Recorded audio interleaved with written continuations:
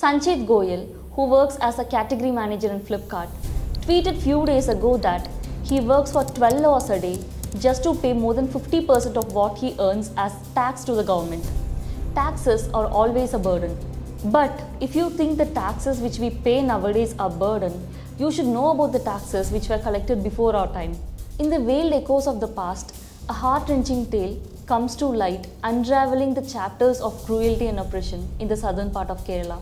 One could justify that the most cruel practice for human disgrace is casteism. Do you know what is even more cruel? Fixing taxation based on those castes. This cruelty happened once in the southern state of India. Men's moustaches and hair were taxed, workers' tools were taxed, and even women's breasts were taxed. Where did this take place? What exactly happened? Let's dig into this. This is Nivipedia. In a time long past, the land of Travancore, also known as the Travancore Samasthanam, was ruled by a royal family for over 2 centuries. But behind the facade of prosperity lays a grim reality, a strict observation of caste system that perpetuated ruthless discrimination. What made it even more inhuman was the fixation of taxes under caste discrimination. Can you imagine paying taxes for every aspect of your life? Taxes on hair, moustache, clothing, food, and even ceremonies?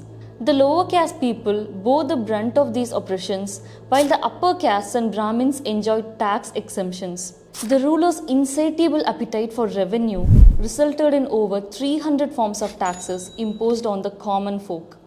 Agriculture, the main occupation, was dominated by Brahmins, leaving the burden of taxation to crush the shoulders of the lower castes. The state was ruled by the Travancore royal family for over 200 years. Generally speaking, the native state was prosperous in all grounds, but upon closer historical analysis, it becomes clear that there were numerous factors acted as challenge to the Travancore and its people. Instead of ruling with sovereignty, the ruling house was looting people in the name of taxes. There were intolerable and inhumane ways of taxation. For example, there was a tax named Kathi Pattam that targeted traditional toddy tappers of Travancore who used a particular kind of knife. Yet another discriminatory tax was Vastra Pattam, which collected huge sums from washermen. Tattan Pattam targeted blacksmiths, and Neer Cooli was applicable to all those who hailed from backward classes. For the Eravas community, whose work was based on palm trees, it was even more disturbing as every single tool they used was taxed individually. Enikanam was also imposed upon them for the ladder they used for climbing up palm and coconut trees. Talappu, a tiny instrument used for climbing, was taxed under the name Talakanam. Among these many oppressive taxes, the most cruel was the breast tax. Only women from backward castes and Dalits were subjected to this inhumane practice. They were forced to pay taxes for the right to cover their breasts, and if they cannot afford it, they were shamed and forbidden from wearing upper garments, especially in the presence of upper caste men.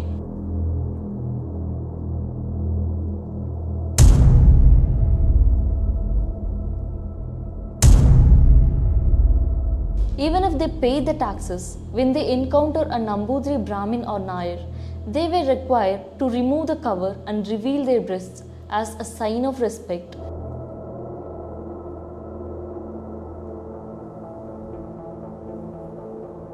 As similar to how men used to remove their head turban and keep it under their arm. What a disgusting cruelty it was. This inhumane taxation was collected under the name Mulakkaram.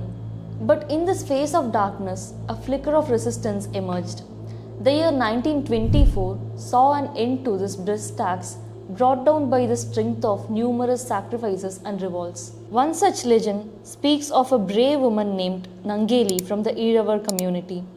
She refused to bow to the oppressive tax, enduring humiliation and insults. One day, when the village tax collector came to collect, she took a drastic step. In a desperate act of protest, she laid down a plantain leaf and instead of money offered her own severed breasts as a symbol of agitation. These severed mulais moved many hearts within the suppressed community and they revolted against these atrocities. Witnessing such a powerful revolution compelled by the ruling family to heed the voice of the people, ultimately leading to the abolition of such taxes on the soil of Kerala. Nangeli's story, though not abundantly supported by historical evidences, has become a symbol of courage and resistance. Even today, it echoes in folk tales and art, with movies and short films dedicated to her memory. But let us not forget that breast tax was just one of those many taxes imposed on people. The wealth amassed in the Padmanabhaswamy temple stands as a testament to the immense financial burden that these oppressive taxes placed on the masses. Travancore's dark history should serve as a stark reminder of the horrors of discrimination and the resilience of those who dare to challenge it. It is a story that should never be forgotten, lest we repeat the mistakes of the past. What do you think about these taxes? Aren't they cruel? Comment below your opinion. And if you like this video, please hit the like button and don't forget to subscribe my channel.